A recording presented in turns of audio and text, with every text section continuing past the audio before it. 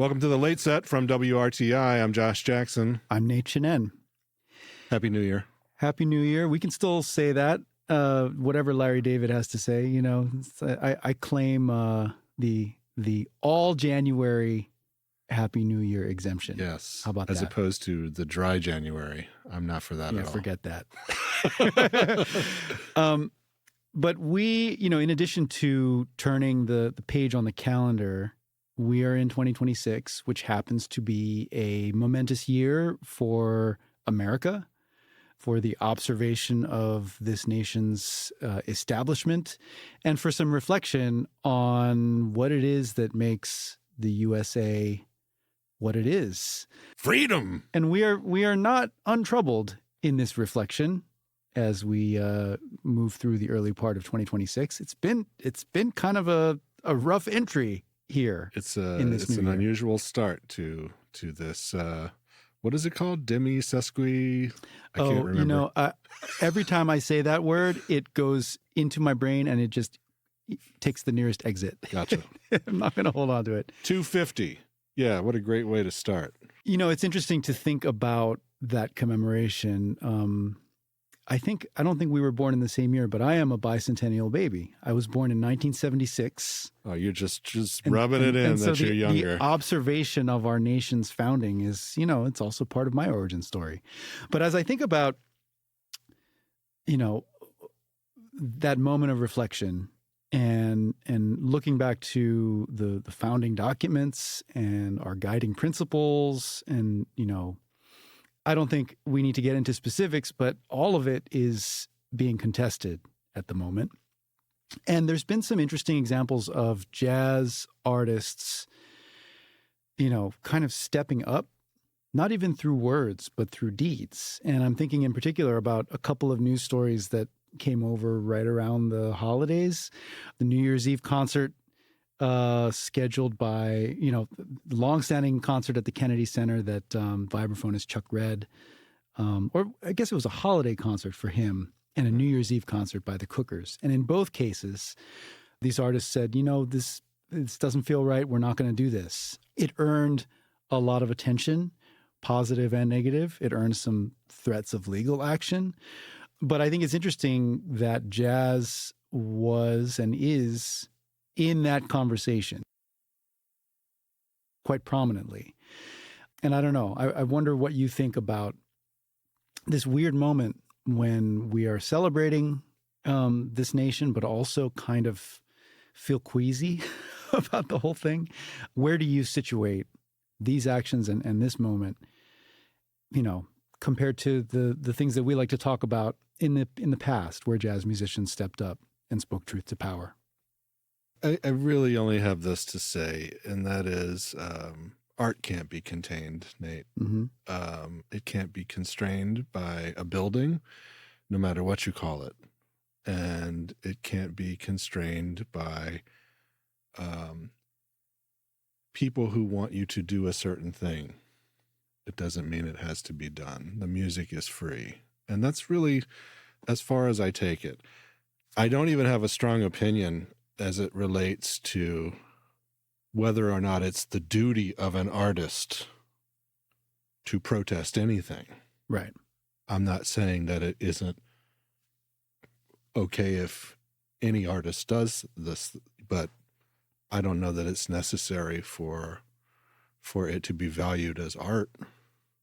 This is probably not where you want to take this conversation. No, I mean, so I'm interested in having the conversation, because I think it is interesting to think about, like, what does a principled stand look like in this moment? Mm-hmm. What does resistance look like in this moment? Okay. Yeah. And I do think in everything that I've seen, I've followed the Cookers story a little more than I followed the other one. Yeah. Right.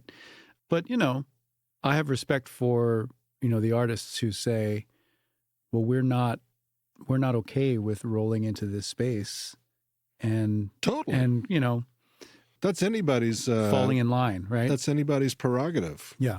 This is business. Mm-hmm. There's a contract generally right. between an organization, a presenter, and a performer. And, like when you get down to it, we're talking about contracts here. But it's interesting to think about where is the breach of contract if the entity that you committed to has been fundamentally altered? That's a great question. You Yeah. know, I mean, and that could even be the argument for not having to assume any liability for canceling one's own gig Right. at a particular venue. I mean, it could be one argument, and I'm not a lawyer either, that, well, this isn't the venue that I signed up for. Mm-hmm. Yeah. I mean, there's a lot of things that, you know, that will continue to churn this kind of consternation among Americans. Right. Our guest this episode is Dave Douglas, a trumpeter, composer, label owner, festival organizer, educator. I mean, he's many things. And one thing that I have always known him to be is quite outspoken about, principles and, really what he believes. There's an interesting moment in this conversation where I sort of asked him about a little more reserve that he has now than he did at another time. And he very readily acknowledged, like, something has changed. I felt like there was a time when I could say my piece, and even if you disagreed with it, there was a possibility of dialogue. Yeah. And he feels like that door has effectively been shut, which is really unfortunate, but it is, I think, an accurate reading. And so he has instead, taken those ideals and he hasn't walked away from them in any way, but he's really channeled it into the art making and into the music. And so this album is called Four Freedoms, and it's inspired by a bit of political statecraft that we talk about in the interview. But it has bears a lot of relevance to this moment when we're thinking about America and what, why it is and what it is. I'm excited to find out myself. All right. Well, this is my conversation with Dave Douglas. He is in his home studio, a beautiful light-filled space on the Hudson River. Yeah. And I am here in North Philadelphia at WRTI. Here we go.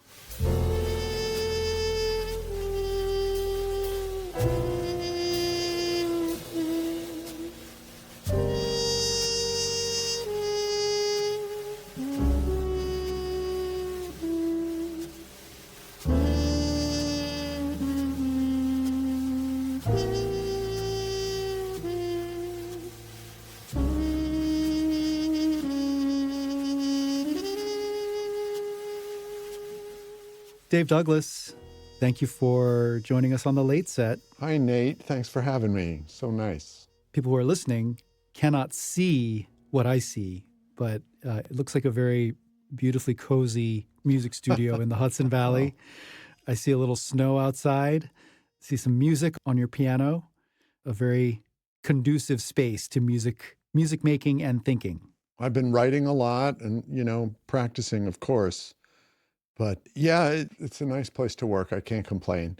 Now, people are used to listening to you and they can't see you either. And you're in a very beautiful, scientifically clean space. It's like a laboratory environment. It is. Which it is also must be pretty focusing. Function first in these institutional settings. But I think jazz and music and the arts, that you get to present it and come from that place. My office is a little prettier than this recording booth. But I'm so happy to be connecting with you for a number of reasons. But the one that really brings us here is this new album. I guess it's out now at the time that we put this out. This is the new release on your label, Greenleaf Music, and features a really wonderful quartet, and also grapples with or engages with a very important and provocative idea. And so we're going to talk about all of that today. But I guess I'd like to start at the beginning and ask you what came first. Was it the concept and inspiration, or was it the personnel? Wow. Quite honestly, it's really hard to say. Just because music is so mysterious, it's hard to go back after the fact and say, well, what happened for... I've been meeting these musicians over a number of years. In the case of Joey Barron, I've been playing with him, since 1990 was the first time I played with him. So More that's than what's 35. that, 4 Yeah. years? Yeah. No, 35 years. I met Nick Dunston, the bass player, maybe a decade ago as a student at the New School. As we speak, I just saw him last night. Oh, great. With Great. Chess Smith's band here in Philly. What a great player. I mean, he was already a great player. Musicians have a personality right away, I think, whether they know it or not. So there was always something about Nick that was very energetic and captivating and sort of explosive. And he's only deepened that since that time. And the funny thing is, you probably know he moved to Berlin a few years ago after getting out of music school. Good for him. He moved to Berlin, and I kind of thought, oh, well, okay, wow, all right, too bad, we lost one. And then as I started touring more in Europe and Joey Barron moved to Europe, he was also living in Berlin. I was like, oh, this kind of makes sense. Then about 7 or 8 years ago, I started playing with the pianist Marta Warelis, who's Polish, living in the Netherlands. Mm-hmm. And I mean, as you can hear on this recording, a really special and sensitive and energetic player. And so that's how this band came together, was from me touring in Europe and working with musicians living in Europe. And it sort of became a working band. I think that I've lost track of what your question was, but I feel like somehow tangentially I must be answering it. It is appropriate then, as we talk about the idea and the concept and the personnel, that it is kind of inextricable because, as you say, this is your this is like your NATO band. It's like Americans in Europe and I would Europeans say, now that working. you reminded me of the question, I think there was a concept forming in me that was also being formed by meeting this group of players. Okay. So I don't think you can separate the two. And the album is called Four Freedoms, and there's something about the kind of freedom that this band plays with and that this band suggested to me as a composer that went into what the theme of the album and the theme of the writing became. Yeah. Now, for those who are not instantly familiar with the Four Freedoms, let's get into the background a bit. When Franklin Roosevelt, in his third term as president, gave the State of the Union on January 6th of 1941. January 6th. Yes. There's all kinds of weird January 6th resonances throughout history, but that's another story for another time. But this speech was, of course, to Congress, and he came with a sort of mandate of persuasion. And I reread the entire speech this morning, and I was so struck by how carefully and confidently and cajolingly he makes the case. And what he is seeking is effectively authorization to provide military materials, assistance to allies in Europe who are standing against invasion, tyranny, conquering forces. Again, it's 1941. This speech has become known as the Four Freedoms because of a section that he added at the very end of the speech, which is known as the peroration. But the entire speech is really interesting because of what it stands for, what it means. So I've been lecturing here, but I'd love to hear. Well, thank you for breaking it down. To you. I mean, Nate, I think he's basically talking about basic decency for all humans, and that's his way of spelling it out. And the histories that I've read said that Eleanor Roosevelt had a lot to do with him formulating that statement at that time in those terms. I feel so can we outline the four? What are the four freedoms? Oh, as he articulates them? You're gonna trip me Okay, up. I have it You're in front the of me. peroration here. So I'll actually read how he articulated them because he was pretty succinct on these points. He says, in the future days, which we seek to make secure, we look forward to a world founded upon 4 essential human freedoms. Mm-hmm. The first is freedom of speech and expression everywhere in the world. The second is freedom of every person to worship God in his own way everywhere in the world. The third is freedom from want, which, translated into world terms, means economic understandings which will secure to every nation a healthy peacetime life for its inhabitants everywhere in the world. And the fourth is freedom from fear, which, translated into world terms, means a worldwide reduction of armaments to such a point and in such a thorough fashion that no nation will be in a position to commit an act of physical aggression against any neighbor anywhere in the world. Now that's pretty heavy. aspirational. It's This is definitely coming from the aspirational. United States of America, mind you, not Right. exactly a perfect track record here. So he was still willing to spell that out and at the same time intern Japanese Americans during the Second World War, among so many other things that our country's done. So I don't know. I don't want to get into it on that level because I feel like we get way off track from talking about the music. That is an incredibly inspirational and a vision worth standing up for, and a vision worth remembering right now with everything that's going on in our streets. At the same time, for me as a practicing musician, it also points towards a freedom of expression as far as the arts are concerned, and as far as our own personal practice as improvisers, composers, and a community of musicians. It goes into the music itself, the mentality that it takes to play in a band and to play with other human beings. That's the freedom in this music that I'm talking about that I find hard to separate from FDR and this speech about the 4 freedoms, the 4 human freedoms. Freedom from want, freedom from fear. Wow. Yeah. And it's interesting, so you mentioned what's happening in our streets, and things may even be different between the time we're speaking now and the time this podcast drops. They surely will, and it's happening has already so fast. We've already lived 10 years in 2026, right? In terms of psychic toll. But I think that whenever it was that you decided to embrace this concept and release this album in 2026, you were aware of the fact that 2026 is the 250th anniversary of the signing of the Declaration of Independence. The first 2 of these 4 freedoms are foundational to this nation's understanding of itself, right? Freedom of speech and freedom of religion. That goes all the way back.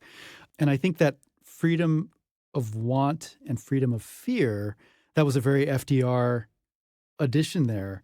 And you're right to point to the sort of ironical side of that. The fact that freedom from fear, as he defines it, is a freedom from armaments. And meanwhile, the purpose of this speech is to ask Congress to approve the budgeting and the commitment to a war effort. To join the Second World War on behalf of Britain and France and initially the Allies. Through the production of machines of war, armaments, materials, and you can trace the steps that then lead to Pearl Harbor and our entry into that war actively. But it's complicated, right?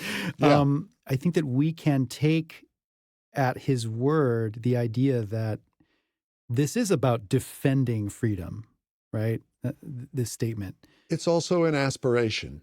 It's something to work towards every day. And I think that's where it really intersects with being an improviser, being someone who plays music with other musicians, somewhere between composition and improvisation, and notation and non-gestural, spirit-driven activities.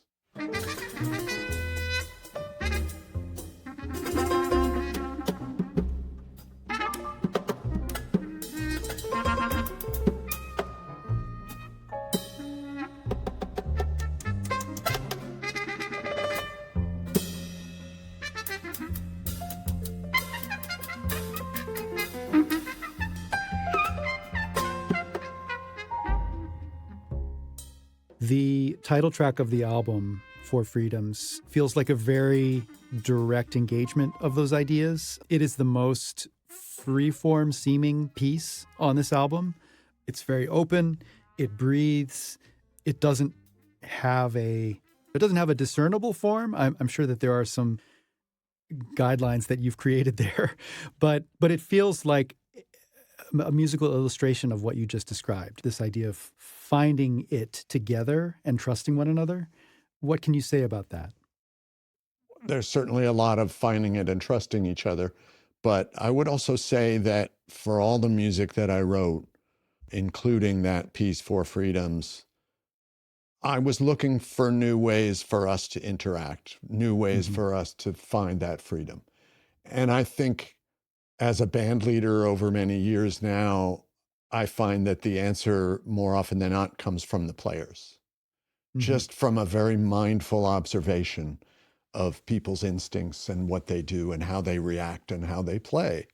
So I wouldn't be able to separate that writing from the inspiration of the players themselves. I was looking for a new way for this band to be able to play, to have freedom by a different set of rules and laws,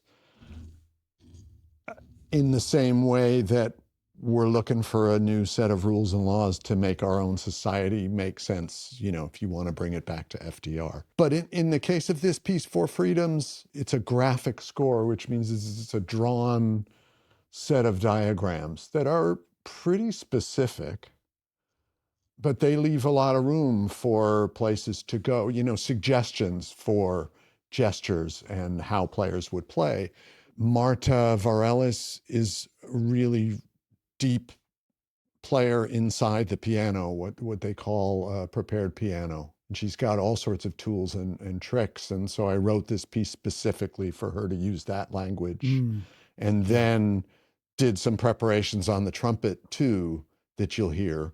So we're all reading the same score, but we're all reading it in our own way and coming to different conclusions. And there is a very strict form that we're following, but it's not a form like Donna Lee, for example, or Now's the Time. And it's a different kind of structure and form.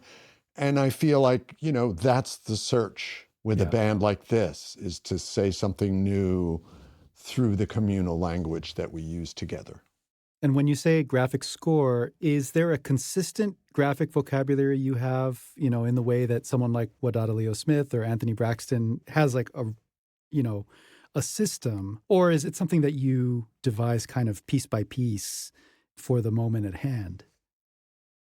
I think that I probably have my own language and process, but I haven't put as much thought into it as Wadada and Anthony and Henry That's a high Threadgill. bar. And yeah, the way that I use it tends to be, you know, more situational, getting myself into a place and having to work myself out of it by devising a system of drawing and shapes. You've used the word aspirational a few times. Yeah. And there's another piece on this album titled Dreams We Hold, which seems to speak directly to something along the lines of aspiration.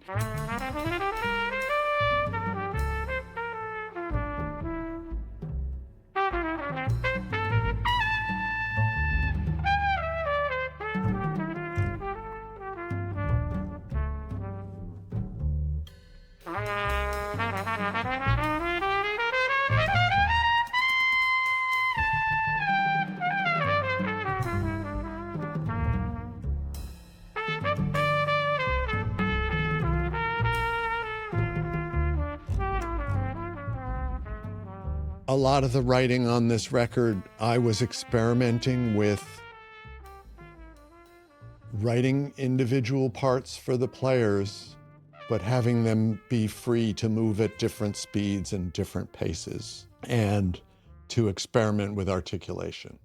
So instead of it being the trumpet and the piano and the bass are all moving consistently along left to right, each person has their own parts that can intersect, but they're free to intersect in different ways. So Dreams We Mhm. Hold is one where there's a lot of different moving parts, and so it sounds very fluid, but also the goal in some sense for me being getting each person's voice in there, getting, somebody who's really more than anything involved in improvisation, involved in an activity of interpreting a composition. That is one of my favorite pieces on the album. I think for that reason, because of that flexibility it feels very natural and it's beautifully expressed. Oh, thank you so much. That's nice. There's another piece that operates a little like that. It's called Militias. I was going to mention that. Yeah, well, that one, the visualization is more like a roving band of 4 separate independent teams moving. And so each phrase is written in such a way that it would be almost impossible to play it metrically together. And so by necessity, it's interpreted with a level of freedom that is sort of the only way to move through it. And then in the improvisation, each team goes off on its own, and then we find out where that leads to. Not like a battle, but more like a moving across terrain.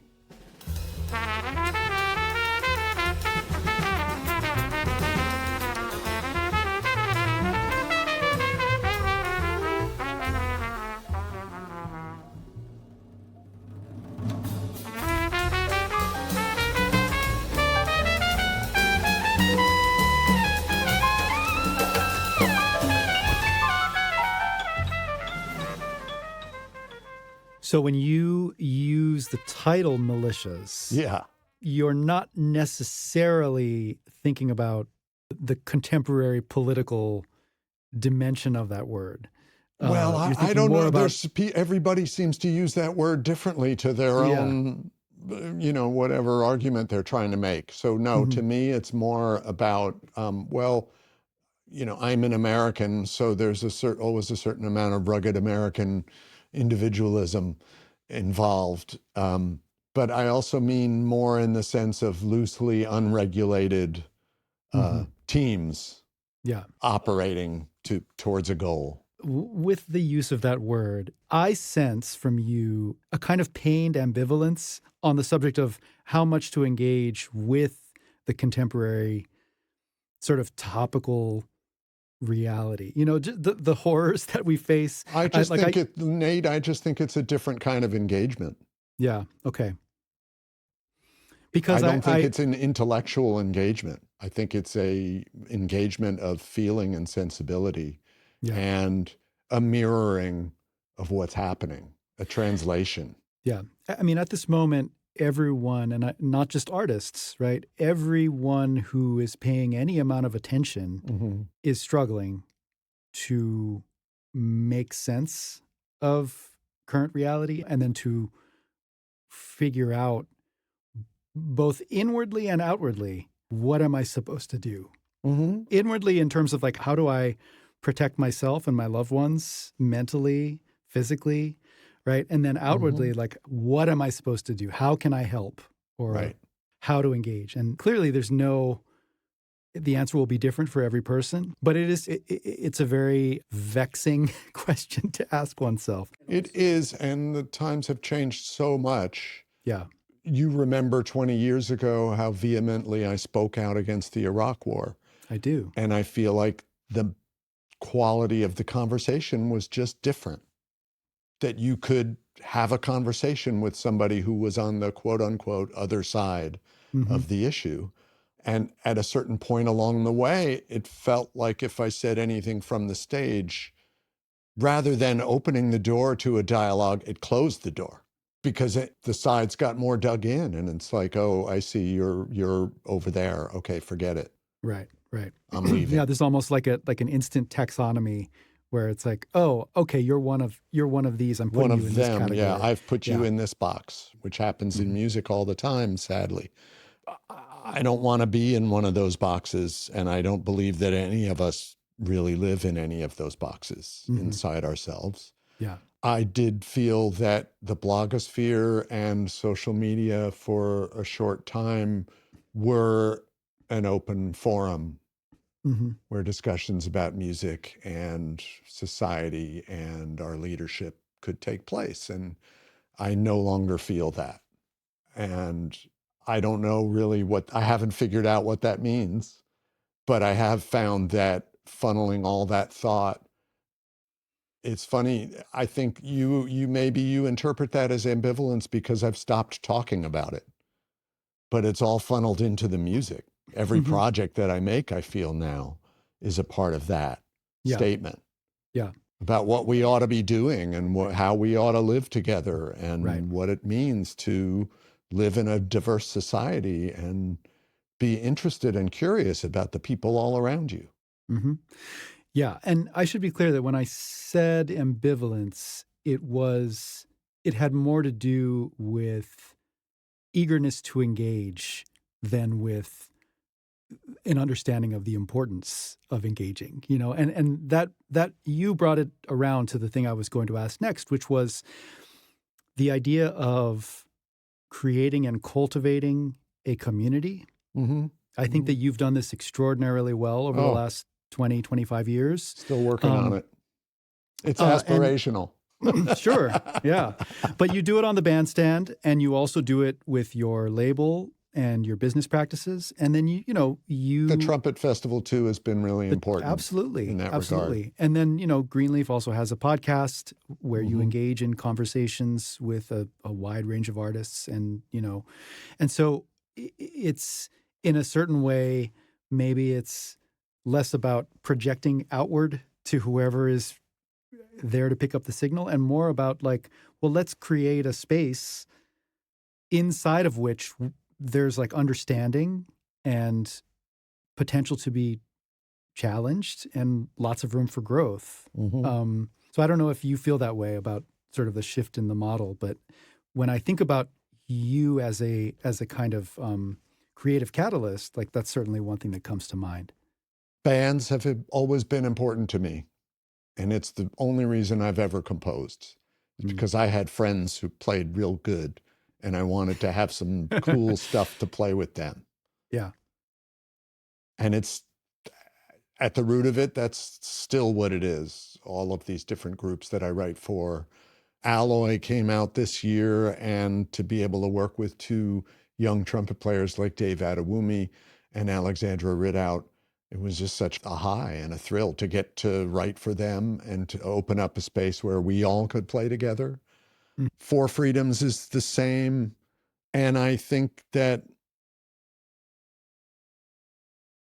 I don't know, I don't see it as a closed community because everyone in all of these groups also plays in a dozen other groups. Right. And almost everyone is also a band leader these days. So these are like ripples that flow outward in the pond. When I wrote the piece that's called My First Rodeo, I didn't have a title for it for the longest time. And then I was practicing it one day and I was kind of like, it's almost like got a country western vibe to it. And it was like rodeo. Yeah. And then there's the phrase, this is not my first rodeo, someone has a lot of experience will say. And I thought, well, I'm not going to use an expletive. Let's throw out the experience. This is my first rodeo. That's what it's about. And then it's really funny because I put it in front of Nick and he just laughed immediately. I was like, okay, great. Yeah. We're all on the same page here.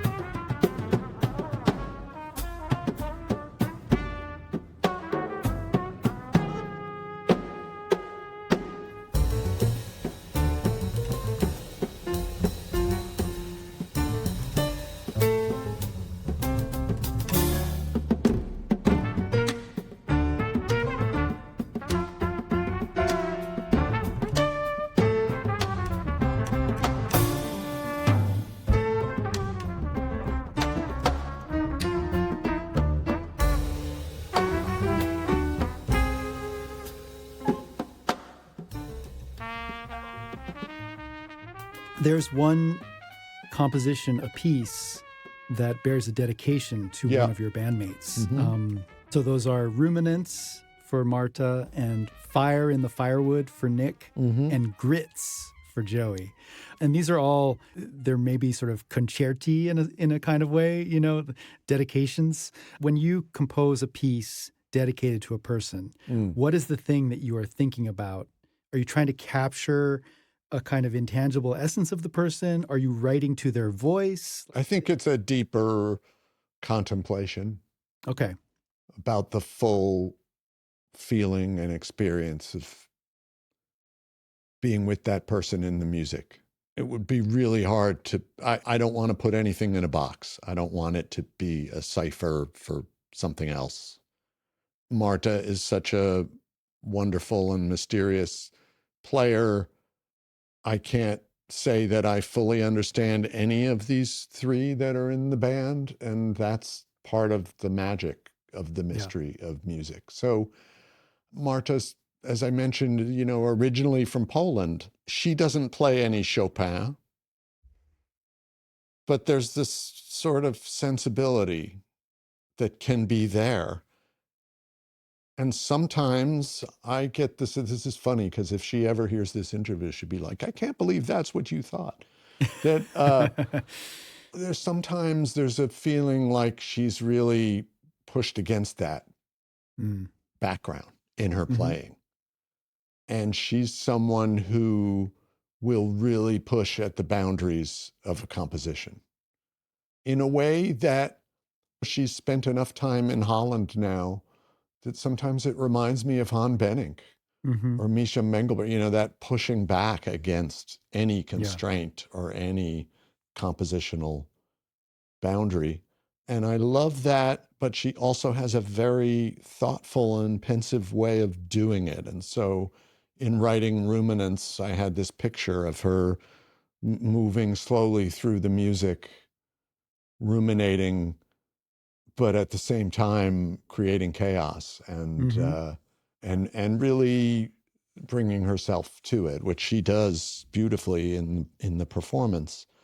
They are all concerti in a way, you know, each of the players is featured, but they were also written, you know, with the inspiration of the person. And it was one of the things I wanted to get at in this specific idea of freedoms, you know, different ways of attacking the idea of composed and improvised music in new ways that Mhm. we hadn't Yeah. done before.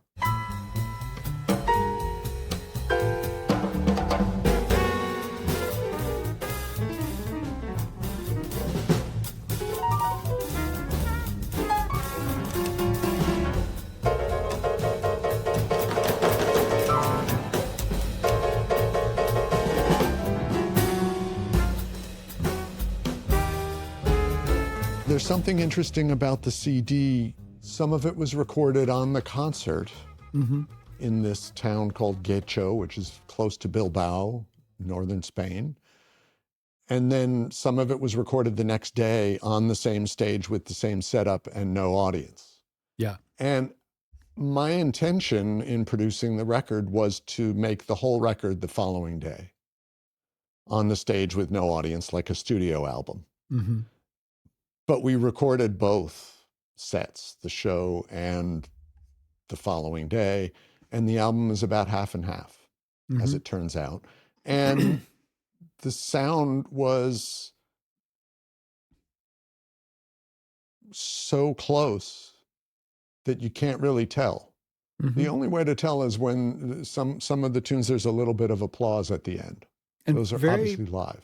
very enthusiastic applause. You know, like it seemed like it was a very receptive, It's a great place. warm and welcoming crowd. Yeah. It's a great, I've been going to Guecho for a lot of years, and I love the Basque Country, but there's a funny story. I can't even remember how many years ago, but there was a year that Spain was in the World Cup and they were doing really well. It might have been the final. And I've always been a big fan of Spain, Mhm. soccer, football. And I got a pair of Spain soccer shoes, sneaks. They're distinctively red and orange. Mm-hmm. And because Spain was in the cup and we were going to play a bunch of gigs in Spain, I brought these shoes with me and I wore them on stage. And I came walking out on stage and the audience just erupted, just like everyone went crazy. I was like, what's going on? What happened? And Joey was like, I think it's your shoes. And so ever since that time, whenever I go there, somebody reminds me, so you're still following the team? What about Donnie Olbo? You gotta make sure that you keep up on things. So you can, whenever they're there, I keep up on it. It's great. They're great at tennis too, the Spaniards.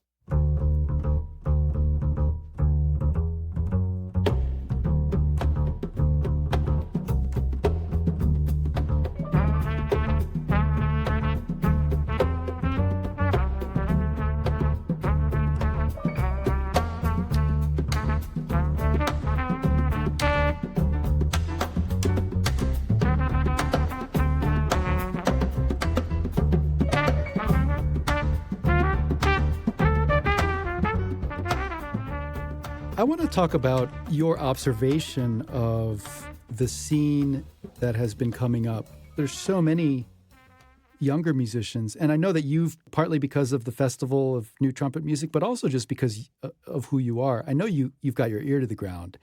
And I wonder if you can offer sort of a temperature read or any thoughts about where things are at in terms of the language or the energy. I do keep my ear to the ground, but I no longer feel like I'm hearing all there is to hear. Mm-hmm. There's so much more. As you can see from my background, I live a little bit outside the city now. There's so many great new venues that I would go out every night and hear players, and I can't get down there. I can't do it. I'm writing a book and I'm writing a show and I'm producing these new records, and I just don't, and I'd still like to continue to be a trumpet player, which takes some hours every day. And so I would say I do listen a lot, and there's so much happening. I used to say 30 years ago, this is a golden age for the contemporary creative music. And I think it's probably double or triple now what it was then. We're having this conversation because there's a new album called Four Freedoms, and a lot of the conversation was around our country and what's happening. And these are wonderful things that's happening. And the Four Freedoms, it's hard for me not to reflect. Well, people say the founding fathers. I'm not crazy about that term. But if you think about the founding fathers in our music, it's Mary Lou Williams. It's Wayne Shorter, it's Dizzy Gillespie, it's Louis Armstrong, it's Wadada Leo Smith, all these spirits flying around. And just to be a part of that feels like American freedom in an aspirational way, in which we're all working to make this a better place. And there may be a lot of things happening in the government that are very disturbing. But we have to remember we're here for each other. We can't leave anybody behind. And we just continue to do our work in the fullest and most personal way that we can. And that is the spirit of our spirit mentors and parents. Yeah. Towards the end of his speech, FDR identifies the rise of tyranny and the will of dictators. And he was obviously looking across the ocean when he said that. And he said, to that new order, we oppose the greater conception, the moral order. A good society is able to face schemes of world domination and foreign revolutions alike without fear.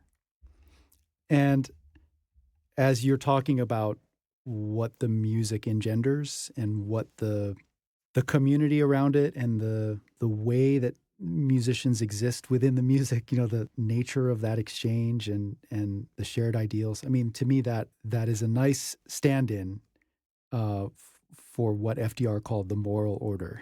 because it's positive, it is uplifting, it's not purely self-regarding. And I think it shows the way, it shows us what is possible. Absolutely. Absolutely. It's teamwork. We didn't mention the song Sandhogs. And Please. well, what you're saying reminds me so much of our new mayor in New York, Zoran Mamdani. What an inspiring figure. So sandhogs is this word that I came across that refers to the people who built the subways and the tunnels across to New Jersey, across to Queens, that went down there in the dirt, dug those holes, and sometimes didn't come out until it was done. Like they would live down there. So this was like these people who dedicated themselves to getting those jobs done. Public jobs that were, you could even say, probably begun around the time of Fiorello LaGuardia, the mayor that Mamdani models himself on. Yeah. And so there is this positive force. Yeah. That is there. For the public good. And that we can hope the pendulum will swing back towards things that make sense and help more people. Yeah. Amen to that. Thank you again, Dave. This is, as always, it's really great to exchange ideas with you. And of course, the music is generative and very fun. I hope I have a chance to see this band sometime soon.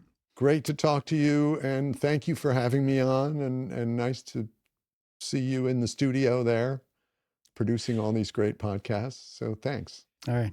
Thanks, Dave. Peace.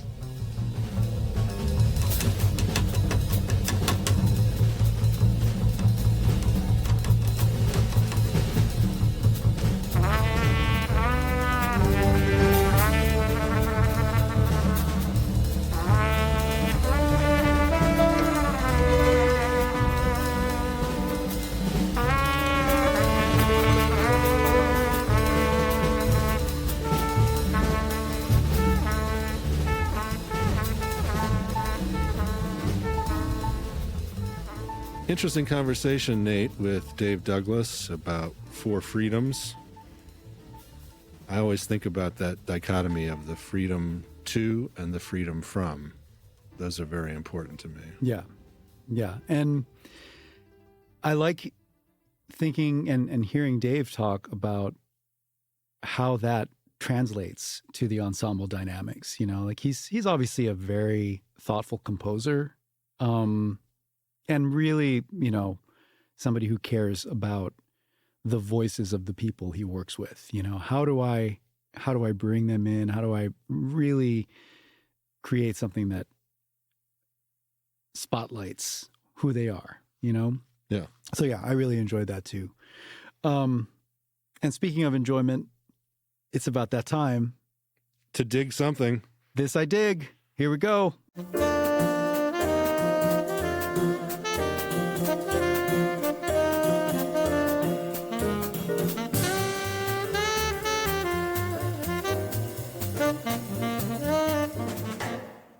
There is a wonderful recording that has come out early this year from New Orleans, the Colossus Brass Band. Do you know about this group? I do not.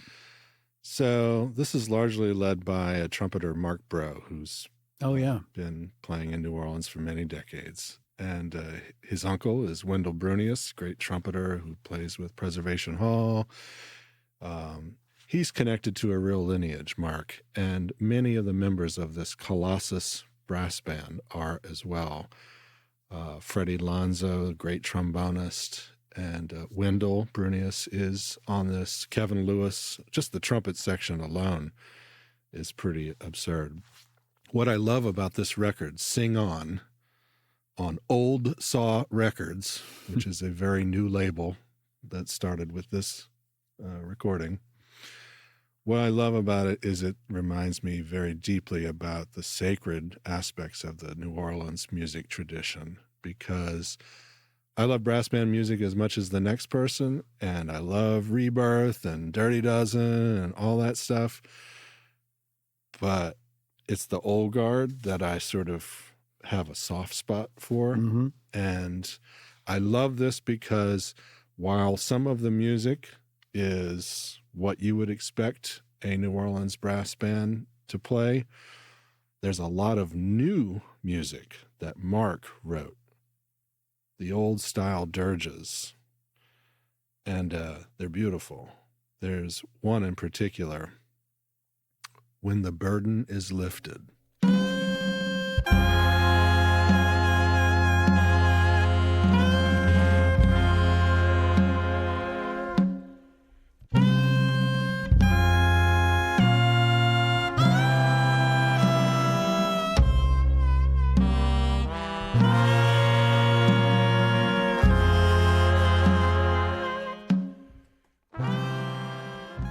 It just reminds me of seeing largely men back in the day dressed to the nines in the streets with their instruments. That old kind of romanticized view of New Orleans, Mm-hmm.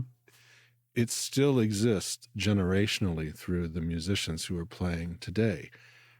Saxophonist on the Colossus is Roderick Paulin. Doc Paulin was a huge influence in music in uptown New Orleans. Kirk Joseph on trombone.